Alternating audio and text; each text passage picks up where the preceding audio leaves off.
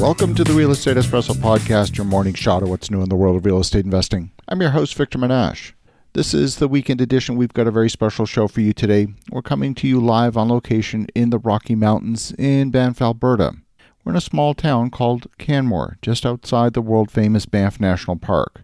The town of Banff actually sits inside the national park, and quite frankly is one of the most beautiful places in the world. Don't just take my word for it.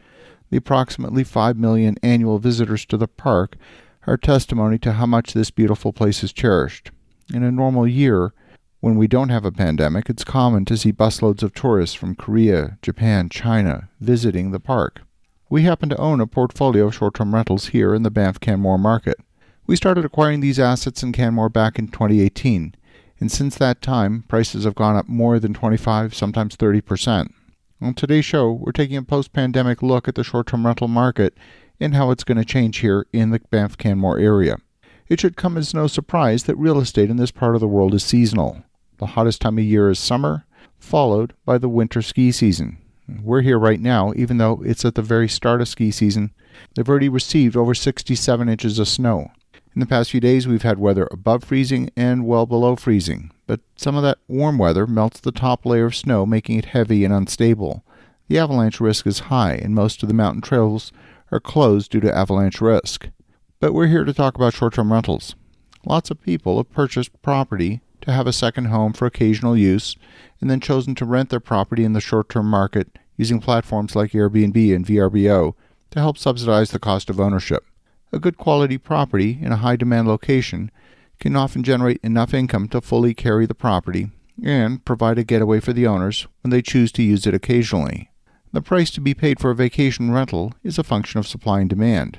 Now, we're in a strange period right now where some vacation rentals are overperforming and others are underperforming.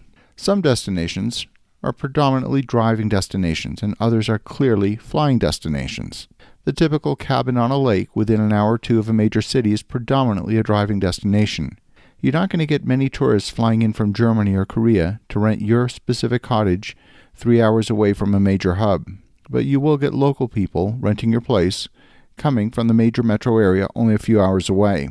Some places like Banff get their visitors locally from a 3-hour driving radius. You've got two major cities within driving distance. You've got Calgary and Edmonton. And the largest of those two cities is a little more than an hour away. Having a major airport only an hour away and being one of the most beautiful sought-after places in the world, this particular location attracts a huge number of visitors by air. If you compare that with other destinations, like city destinations, Rome, London, Paris, these cities get the vast majority of their visitor traffic by air and not so much from local traffic. Places like Bali get all of their visitor traffic by air, and none of it is in driving distance. In the past 2 years, air travel has obviously been impacted dramatically. In particular, international air travel has been impacted. People still want a vacation. They still want to get away, even in a pandemic environment. And the simplest and safest way to accomplish that has been to find a destination that's driving distance from home base. Maybe you want to remote work from a more serene environment. That, too, might be driving distance away. The pandemic has shifted the demand patterns dramatically, but only temporarily. So many people I know are itching to travel back to Europe. They will book either a trip to Paris or a week at the cottage by the lake, but probably not both. If you own a vacation rental in Bali, you're experiencing close to zero revenue for the past 18 months, and that situation is going to persist for at least another 6 months.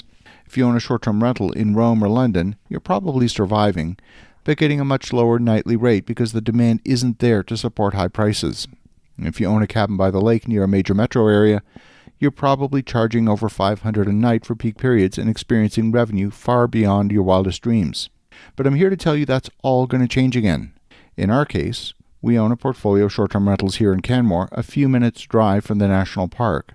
Now, since there's a moratorium on new development inside the national park, this small town is the destination of choice. The town of Banff itself, which is inside the boundary, has become so commercial with so many visitors that I frankly find it overly commercial. And back in 2019, here in Canmore, we were experiencing nightly rates over $700 a night for our units in the Canmore market. That demand was coming from a combination of both international air travel, domestic air travel, and local driving traffic. And during the pandemic, we had to adjust our pricing. We tweaked our product offering to make sure we had the best offering in terms of cleanliness and amenities in the homes, and we managed to maintain a very high occupancy rate. Even during the slower seasons, we were able to maintain occupancies near 80%, but the nightly rate was almost half of what it was in 2019. But still, the business has survived. Property values have gone up again, as they have in much of North America, and we continue to see demand for these rentals. Short-term rentals in many cities skirt the zoning regulations, and many owners are unaware that their property is not approved in the zoning for short-term stays.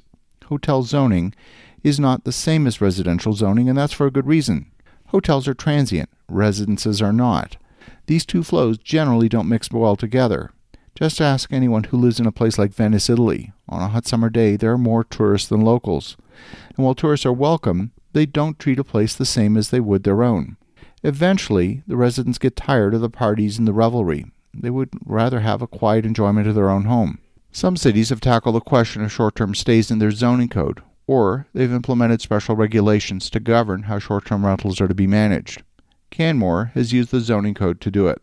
If a property is zoned residential, then short-term stays of less than 28 days are prohibited.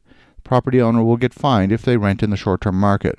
But there's two other zonings for vacation and tourism where short-term stays are permitted. And we take care to acquire properties that are only zoned for tourism or vacation. If there were no constraints on the number of vacation rentals entering the market, then anyone who buys a property would be incented to rent it out in the short-term market.